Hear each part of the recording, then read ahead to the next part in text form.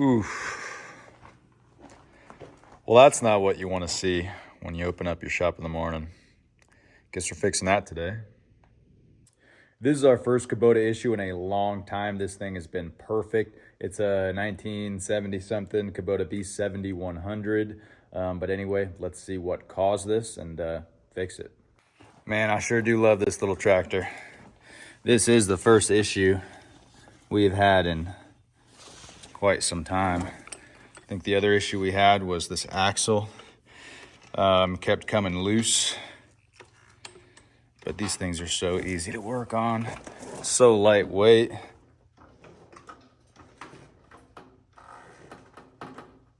All right, a couple first things we're gonna do. We're gonna jack it up. We're gonna lower this bucket first before we jack it up. We're gonna fill this thing with air and basically look for any obvious leaks.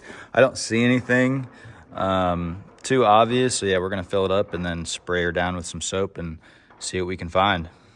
All right, so the easiest way is to fill her up and listen. I can definitely hear something.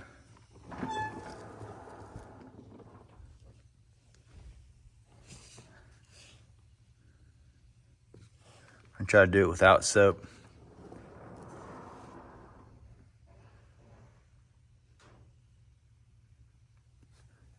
Listen and feel.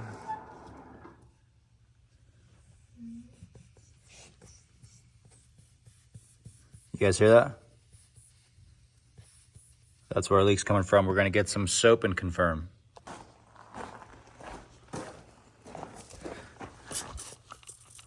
There we go. Clear as day. I know exactly how this happened because just a couple days ago, I helped my neighbor grade his driveway. He just wanted to dig it out a little bit, which is kind of a big job for this little tractor. And yeah, we sent her a little bit hard. We were bouncing a little bit. It was a little bit rocky. So I'm guessing we bent the rim. And luckily, this is why I like steel rims. We're just gonna hammer the heck out of this thing. It's not pretty, but it's gonna work, and we're gonna get it done. Yeah. Oh yeah.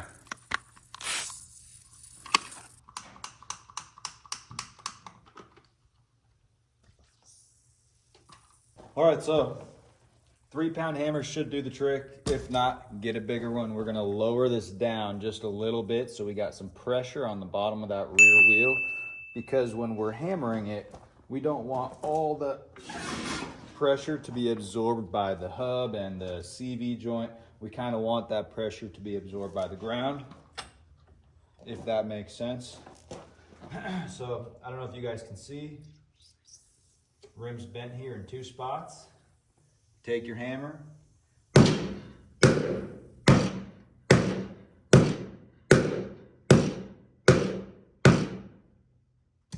Bubble stopped. It's really that easy. That's what I love about tractors. So there's another little lip here. It's not leaking, but we're gonna hammer that down anyway. Looks like that got bent up at the same time.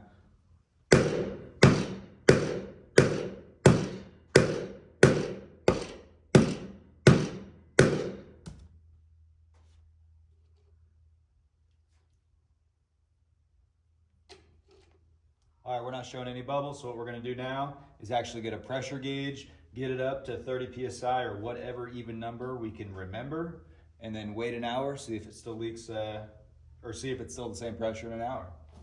It really is that simple with steel wheels. All right, so we filled that tire up to 25 PSI.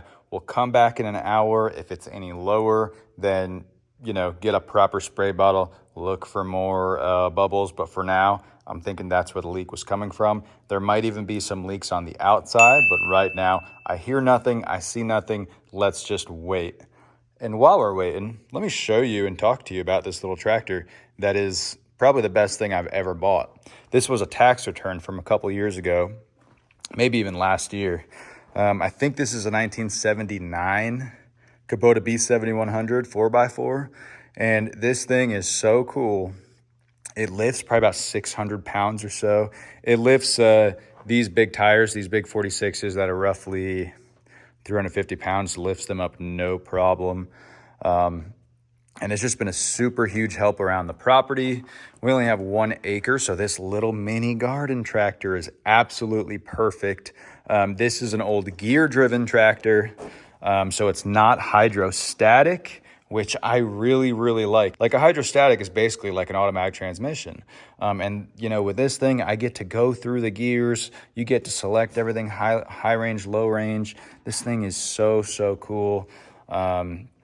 And we do have a video where we actually build this up, this little hoop. Yeah, it's really, really strong. The only complaint that I have about this 50-year-old tractor is that the hydraulics leak. Like, I don't know if you can see, but these tires are kind of covered in hydraulics. Like right there, that's hydraulic fluid. But other than that, like, I mean, it's a perfect little tractor. I could fix the leaks. Like, that's why it's not even really a complaint. Because these are 50-year-old lines, 50-year-old hydraulics. Of course they're gonna leak, and I haven't even taken care of them. So the lines are cracking and starting to seep.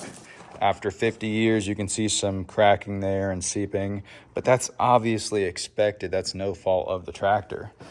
For 50 years, I mean, I'm surprised that we haven't blown any lines, especially with the work that we're putting this thing through. And what you gotta love, little cup holder. Anyways, if you guys are here because of the B7100, then you know why these little tractors are so special.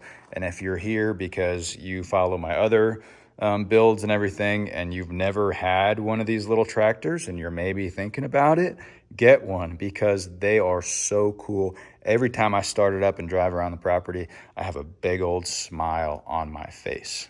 Anyways, let's come back in an hour and see what's up. All right, it's an hour later. Let's see where we're at. We should be right around 25. There you go, 25 PSI. Sometimes it really is that simple.